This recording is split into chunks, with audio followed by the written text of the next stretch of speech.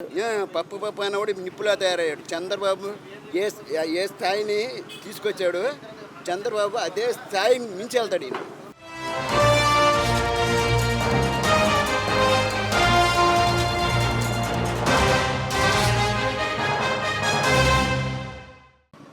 బాబాయ్ గారు ఏంటి మరి మీ పేరేంటి? ఎస్కే సలీం.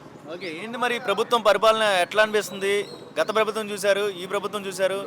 11 ఇచ్చారు, దీనికి 164 ఇచ్చారు. ఎందుకు అంతలాగా అది అంత డౌన్ అయిపోయింది అంటారు గత ప్రభుత్వం? చేసుకున్నాడు చేతులారా చేసుకున్నాడు కాబట్టి అక్కడికి వెళ్ళింది. ఒక అద్భుత దీపం చేతికి ఇచ్చినప్పుడు ఆ వెలుగు 10 మందికి పంచాలి. అది క్రైమ్గా వాడుకుందాం, అది మనం ఒక్కనే ఆ వెలుగును మనం ఒక్కనే దోచుకుందాం, మనం ఒక్కనే దాచుకుందాం అంటే దాని పరిణామం ఎలాగ ఉంటుంది. కాదు బాబాయ్, మరి గత 5 సంవత్సరాలు ఆయనే మంచి పథకాలు మంచి చేశాడంట కదా ప్రజలకి. మరి ఎందుకు ఓడిపోయాడు?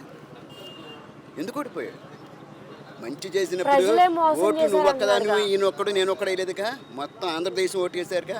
ఆంధ్రదేశం మొత్తం మీద ఆ మ్యాండేట్ కనబడాలిగా. ప్రజలే మోసం చేశారు. నువ్వు మోసం చేద్దామని నువ్వు అనుకున్నావు, కానీ ప్రజలు నీకన్నా తెలియగలవాడు. ఒక్క ఓటు ఉన్నవాడు నీకే అంత తెలివిది ఉంటే 5 కోట్ల ఓట్లు ఇంత తెలివిగా ఉంటాయి. మరి గత 5 సంవత్సరాలు చూసుకుంటే అభివృద్ధి పరంగా ఏమన్నా అనిపించిందా బాబాయ్? అవునమ్మా, ఎలా ఉంటుంది అభివృద్ధి? నేను నిన్ను అడుగుదా ఉంటే దాన్ని తీసుకెళ్ళి లోపలేస్తారు. నువ్వు నన్ను అడగలేవు, నేను నిన్ను అడగలేను, వాడిని అడిగోళ్ళు ఎవరు లేడు. ఇప్పుడు ఎలా ఉంది మరి లా అండ్ ఆర్డర్? మరి ఉందబట్టిగా ఇప్పుడు స్వేచ్ఛగా మాట్లాడుతున్నాం, లేకపోతే మాట్లాడలేముగా. చంద్రబాబు నాయుడు గారు అనగానే ఒక విజన్ ఉన్న నాయకుడు అంటారు. ఏదైనా బట్టే కదా 173 దేశాల్లో ఒక్కసారికి ఉప్పినలాగా పొంగింది. ఇంత మట్టికి ఏ ప్రధానికి కూడా పొంగిందా? మరి 173 దేశాల్లో 10 మంది కానీ 5 కానీ 100 కానీ 50 కానీ ఎంతమంది ఉన్నారు, అంతమంది ఆంధ్ర వాళ్ళు ఎక్కడ ఉన్నారు అక్కడ ఉప్పెనలా పొంగింది. అది చంద్రబాబు విజన్. చంద్రబాబు ఎక్కడ హైలైట్ అయ్యాడంటే జైలుకి వెళ్ళి కాదు, అక్కడ హైలైట్ అయ్యాడు. విజన్ అంటే ఇలా ఉంటుందని తెలియని మూర్ఖుడు కూడా తెలిసింది అప్పుడు. ఏదైనా ఆచితూచి చేస్తాడు అంటారు చంద్రబాబు నాయుడు గారు. అందుకనే పప్పు అన్నది నిప్పులా తయారయ్యాడు. లోకేష్ గారు పప్పు అన్నవాడు నిప్పులా తయారయ్యాడు. చంద్రబాబు ఏ స్థాయిని తీసుకొచ్చాడు, చంద్రబాబు అదే స్థాయిని మించి వెళ్తాడు ఈయన. మరి ఐటీ కంపెనీస్ కోసం తిరుగుతున్నారు, ఇప్పుడు కూడా దావోస్ పర్యటనలోనే ఉన్నారు. ప్రతిది కూడా ఇత్తనం ఏం కానీ మొక్క మొలదు కదమ్మా. ఐటీ కంపెనీస్ వస్తాయి అంటారా మరి నిజంగా? ఒక్క ఐటీ కంపెనీ ఏంటి, తెలంగాణని ఇదే కూటమి ఉంటే వీళ్ళే ఉంటే తెలంగాణని మ్యాక్సిమం 10 ఏళ్ళు వెనక్కి చేస్తారు. ఎందుకని అంత నమ్మకం? విజన్ ఉన్న నాయకులు కదమ్మా, విజన్ ఉన్న నాయకులు. ఇప్పుడు వేలుముద్రగాడికి సంతకం పెట్టేవాడికి ఎంత తేడా ఉంది? వేలుముద్రవాడి దగ్గర రావాలంటే నువ్వు ఒక వైట్ పేపర్ ఇచ్చి రావాలి, ఒక ఇంకు పట్టు రావాలి.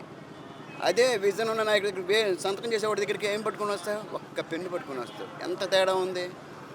అది విజన్ అంటే.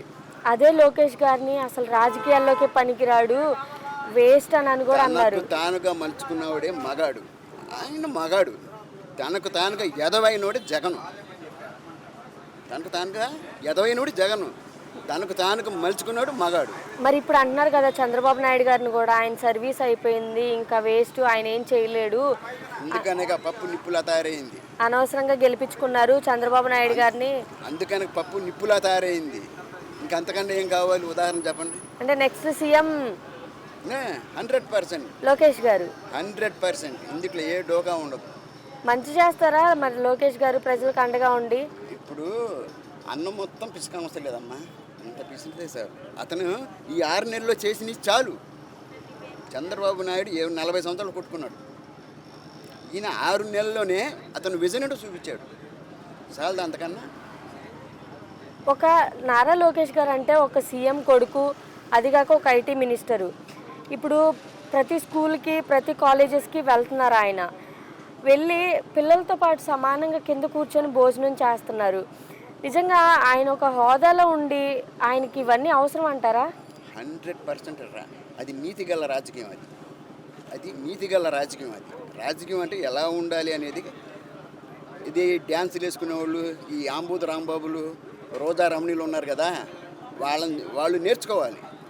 అంటే ఎలా ఉండాలి, ప్రజల దగ్గరికి వెళ్తే ఎలా ఉండాలి, మన మ్యాండేట్ ఏంటి, మన పరిపాలన ఎలా సాగాలి అనేది వాళ్ళు నేర్చుకోవాలి. మరి గతంలో చూసుకుంటే మనకంటూ అసలు రాజధాని అనేది లేదు, 3గా విభజించారు.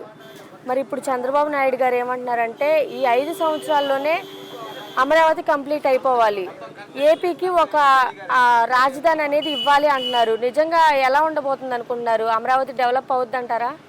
100% అమరావతి కాకపోతే ఏమైంది? అమరావతి నమ్మే కదా ప్రజలు ఇచ్చిన ఓటు, అమరావతి కోసమే. కాకపోతే ఇంకొకటి, విజయవాడను డెవలప్ చేయాలి చంద్రబాబు నాయుడు. ఇప్పుడైతేనే చేయగలడు, ఇంకెప్పుడు చేయలేడు. ఎందుకంటే అతనికి కావాల్సిన నిధులు రాబట్టుకోవటానికి అతనికి కావాల్సిన మ్యాండేట్ ఉంది కాబట్టి ఇప్పుడు మాత్రమే, ఇంకా అవకాశం లేదు. దానికి రీజన్ కూడా ఒకటి చెప్తాను నేను. మనకి కాలువలు ఎక్కువ. ఇక్కడ స్థలం లేదు, రోడ్లు లేవు, ఏమీ లేవు, ఇరుకు. అవునా? మన విజయవాడకి దానికి సీఎం గారు కొంచెం ఆలోచించి ఒక ప్రతిపాదన చేయాలి. ఎలాగంటే ఏలూరు కాలం ఉంది కదా, దాన్ని అటు 20 అడుగులు ఇటు 20 అడుగులు కొట్టేసేసి గన్నవరం దాకా తీసుకెళ్ళి అక్కడ అక్కడ ప్రవేశ కాలకి లింకు కలపాలి అక్కడ.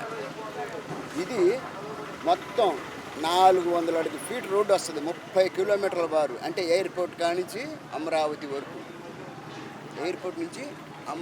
వరకు మొత్తం 400 అడుగులు. మన ఇండియాలో లేదు అంత పెద్ద రోడ్డు వస్తుంది, 30 అడుగులు బారు మెయిన్ సిటీలో. ఓకే, అంటే ఇలా కూడా చేస్తే ఇంకా బాగుండిద్ది, ఇంకా మంచిదని కాదు. అమరావతి ఎక్సలెంట్గా దాని తెల్లదాన్ని తట్టుకుంటుంది రోడ్డు కూడా. మరో సింగపూర్ అంటారా మరి? అప్పుడు గ్యారంటీ 100% మరో సింగపూర్ అయింది. 500 అడుగు రోడ్డు అవుతుందమ్మా.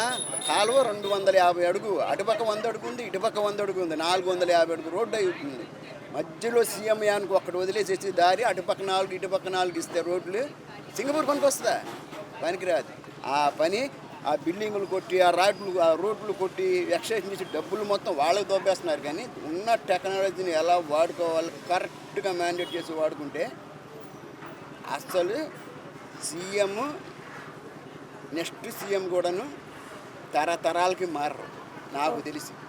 ఈ ప్రభుత్వం గురించి ఒక మాటలో ఏం చెప్తారు? చెప్పేదమ్మా ఇప్పుడు దాకా చెప్పింది ఏమని చెప్పాను నేను? ఒక్క మాటలో వెరీ గుడ్ పర్సన్. ఓకే బాబు.